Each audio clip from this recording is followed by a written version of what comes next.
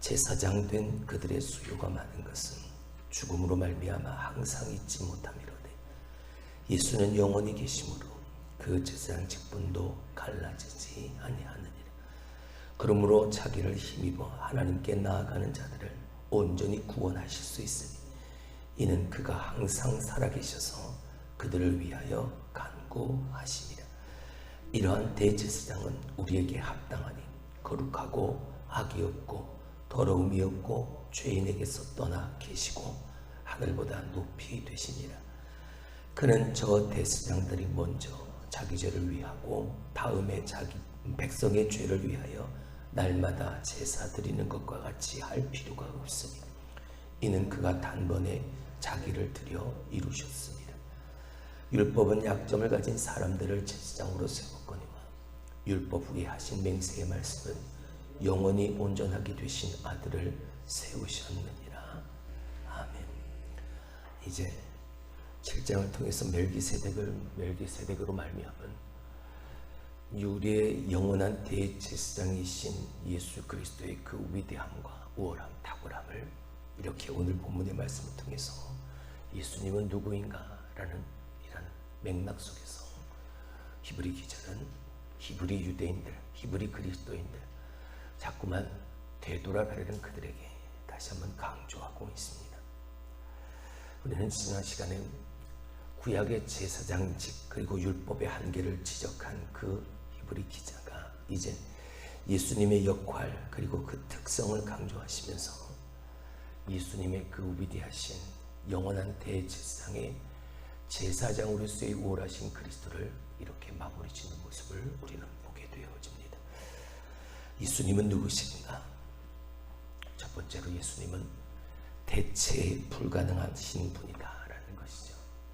23절 24절 통해서 아무리 제사장의 수요가 많다고 그 많은 제사장들 그들 어떤 제사장들과 대체할 수 없을 정도의 유일하신 분이시다.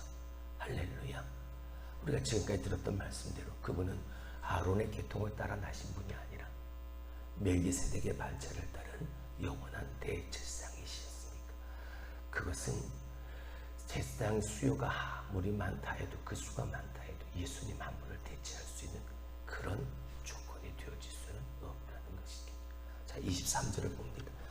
제사장 된 그들의 수요가 많은 것은 죽음으로 말미암아 항상 잊지 못함이로되 인간적 제사장의 한계, 율법으로 세워진 제사장의 한계, 아무리 그 제사장의 수요가 많다 한들 계속해서 한계를 가지고 있는 죽을 수밖에 없는 그 한계의 인간적 제사장은 그 죽음으로 말미암아 자꾸 사라지니까 그 수요를 채우기 위해 또 다른 제사장을 세우고 하지만 주님은 24절 영원히 계심으로 그 제사장 직분도 갈라지지 아니하니라. 할렐루야. 예수님은 영원히 계심. 이 세상 그 누가 예수님을 대체할 수 있는 사람 아니 대체할 수 있는 분이 되어질 수 있을까? 어느 누구도 예수님을 대신할 자는 이 세상에 아무도 없습니다. 오직 예수 그리스도만 그 일을 감당하실 수 있는 거죠. 주님이 가지고 계신 그 대제사장의 직분은 어느 누구도 대체할 수 없는 대체 불가능한 것이었습니다. 어느 누구도 다른 누구도 예수님을 대신해서 예수님의 그 자리에 서 있을 수 없습니다. 아무리 위대한 제사장이라 할지라도 아무리 그 제사장의 수가 많다 할지라도 그 많은 제사장들 중에서 어느 누구도 예수님을 대신해서 그 자리에 있을 수 있는 사람은 없다. 그래서 우리는 예수 그리스도로 말미암은 완전한 속죄 그 구원의 역사가 그 예수를 믿는 우리에게서 이루어진 것이요 그 예수 그리스도의 십자가 오직 예수 그리스도를 통해서만 그 구원을 받아 누릴 수 있게 되어질 수 있는 것이죠. 예수 이외에 다른 구원은 없다. 할렐루야. 아무리 힘을 가지고 권세를 가지고 물질을 가지고 내가 예수다, 내가 예수다, 어느 누구도 예수님을 대체할 수 있는 이 세상 사람은 아무도. 특별히 선택받은 아론의 후손들 그 제사장들을 통해서도 세상의 그 어떤 것으로도 내가 가지고 있는 이 죄를 완전하게 해결할 수 있는 분은 없으시니까. 누구밖에? 예수밖에. 할렐루야. 오늘 히브리 기자가 말씀하고 있는 예수님은 누구인가? 대체 불가능한 분이시다. 두 번째, 온전한 중보자시다. 자, 25절을 봅니다. 그러므로 자기를 힘입어 하나님께 나아가는 자들을 온전히 구원하실 수 있으니. 할렐루야. 이 그러므로는 위에 있는 23절, 24절을 다 받는 말씀이죠. 그렇게 대체 불가능한 유일한 영원한 예수 그리스도심이 자기를 힘입어 하나님께 나아가는 자들을 어떻게 하실 수 있다? 구원하실 수 있다. 어떻게? 온전하게, 완전하게. 할렐루야. 예수 밖에는 없는, 예수님 밖에 없는.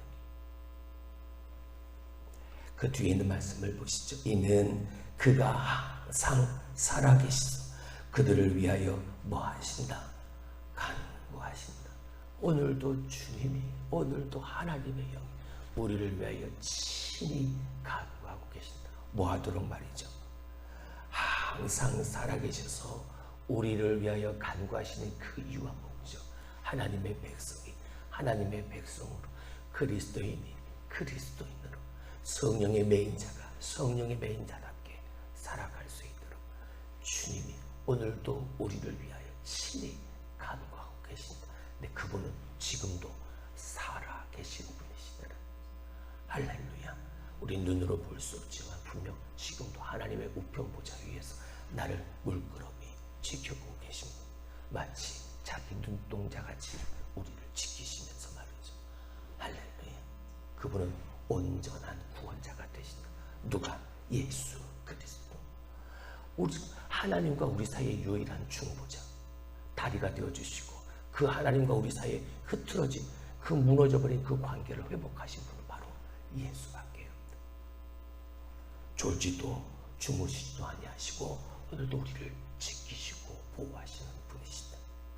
26절, 이러한 대제사장은 우리에게 합당하니 거룩하고 악이 없고 더러움이 없고 죄인에게서 떠나 계시고 하늘보다 높이 되시니라.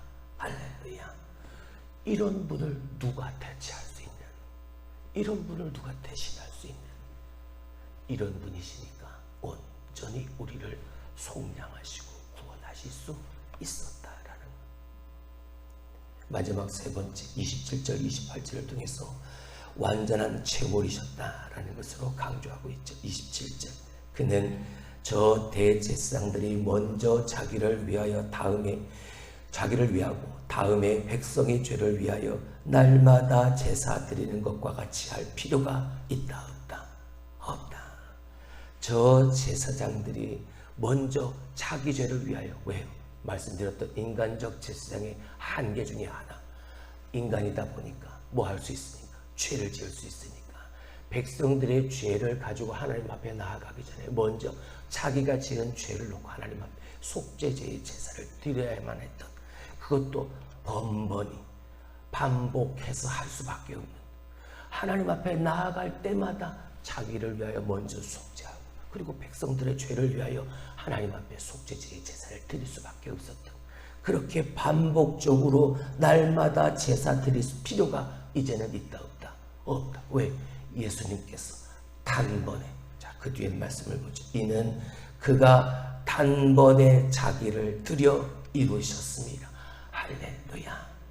우리에게 이 은혜가 말로 다 할 수 없는 이 놀라운 은혜가 우리 가운데 있는 것. 제사장들이 그렇게 반복적으로 그렇게 드려야 될만 했던 인간적 제사장의 그 한계를 벗어나서 하나님이 세우신 하나님의 제사장, 영원한 대제사장 되신 예수 그리스도, 단번에 자기가 피 흘려 십자가에 죽으심으로 단번에 그 일을 이루심으로 이제 다시는 그 구약의 피 제사를 드릴 필요가 없게 되어졌습니다. 하나하나 다 예수님 앞에, 하나님 앞에 거룩한 제사장으로 기탄 없이 나와 하나님을 예배할 수 있으니까, 우리가 이렇게 하나님 앞에 앉아서 교회 안에서 이렇게 예배할 수 있는 그 은혜가 바로 예수 그리스도의 단번에 이루신 그 구속적 사역에 겪는 그 일의 결과를 온전한 완전한 제물 되어 주셨습니다. 그 온전한 제물의 모습을 아까 읽었던 25절에 26절에 그렇게 말했던 거죠. 그는 거룩하고 악이 없고 더러움이 없고 죄인에게서 떠나 계시고 하늘보다 높이 되신 바로 그분이시니까 완전한 제물이 되어질 수 있었던. 28절, 율법은 약점을 가진 사람들을 제사장으로 세웠거니와, 이게 인간적 질성의 한계입니다. 인간은 약점을 가질 수밖에 없으니, 약점이 있을 수밖에 없으니까. 그러나 율법 후에 하신 맹세의 말씀은, 복음은, 예수 그리스도의 십자가 복음은, 하나님이 친히 약속하시고 맹세하신 그 보증, 확실한 더 좋은 보증이 되어주신 그 맹세의 말씀은 영원히 온전하게 되신 누구를 세우셨다? 아들을 세우셨다.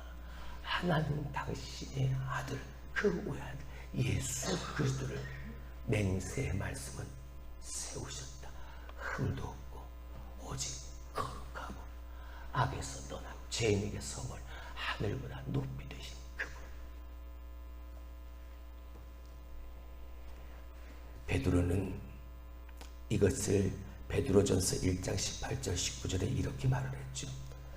우리가 대속함을 받은 것은 오직 흠없고 점없는 어린 양 같은 그리스도의 보배로운 피로 된 것이라고 말입니다.